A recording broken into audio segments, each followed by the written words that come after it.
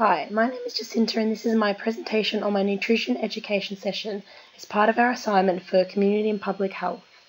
My education session was titled Choosing and Preparing Easy, Affordable and Nutrient-Dense Meals and Snacks When on a Budget and Time Poor. My target community group were full-time female university students aged 19 to 20 and who were casually employed. A needs assessment is the first step of a program management cycle. This is conducted of a particular community group, so data is collected in order to see where the most important issues lie. The Australian Bureau of Statistics found that just under half of adults met the recommended service of food and only 7% met the recommended vegetable intake. Literature was searched through and it was found that university students are at high risk of unhealthy eating due to many factors such as increased stress levels, lack of time, substance abuse, peer pressure, increased access to fast food outlets, lack of healthy food knowledge, and low income. Needs were established through a focus group where participants attended and answered questions. Issues identified in the needs assessment include skipping breakfast due to running late, buying food when at university, therefore wasting money, not having enough time to make food before leaving the house, not actually buying food at university to save money because most foods were found to be too expensive. When they do buy food, often they've bought less healthy alternatives because they were cheaper. They also don't know how many serves they should consume from each food group and what actually constitutes a serve. And also certain myths about food groups are brought up, such as a participant wanting to eat less carbs to lose weight. So the second stage of the program management cycle is the planning stage, and a behaviour change theory is often used as the basis. I use the stages of change model, which looks at 5 stages individuals go through before, during and after they make a decision. So the pre-contemplation, contemplation, preparation, action and maintenance stage. So I used the results from the needs assessment to identify common issues and knowledge deficits and themes. Participants were found to be at the contemplation stage of the stages of change model. They identified nutrition deficits, however, have not planned to actually change their behaviour.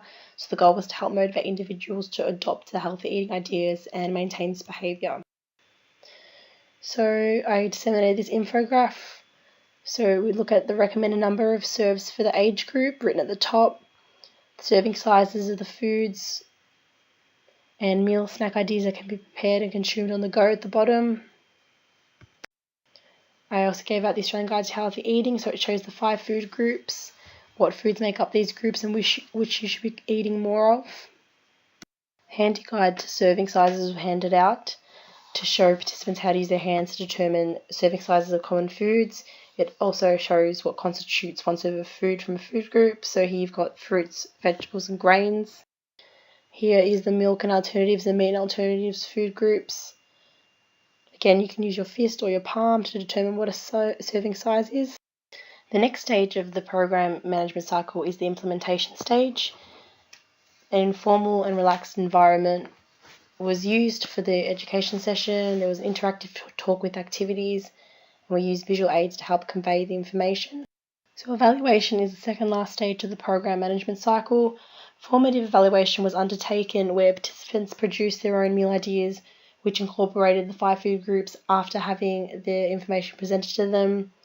Process evaluation was undertaken where it was shown the education session throughout its implementation was meeting all outcomes, it covered all information, the session was delivered as written and within an appropriate predetermined time.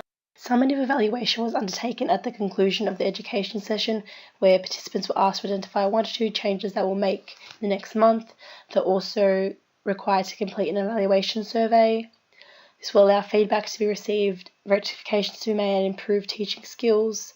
A follow-up survey will also be disseminated in 3 months' time to measure participants' behaviour change in the long term. So these are some of the questions of the evaluation survey. So there's, did you learn something new that you'd feel that you improve your eating habits? All 4 participants agreed. Would you implement what you've learned at home and continue to? All 4 again agreed.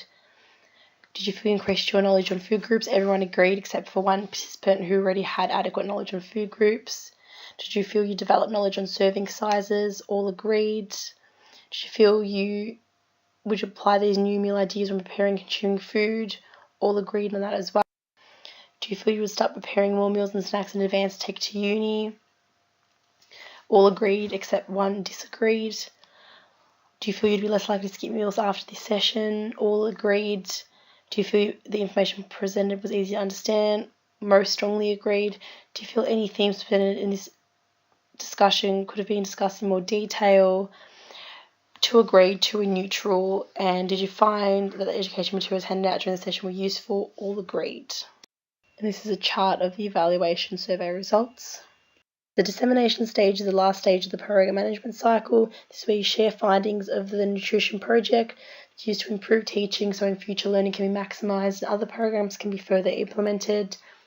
The results of this project was disseminated through a report and a YouTube video and also communicated to the focus group through message.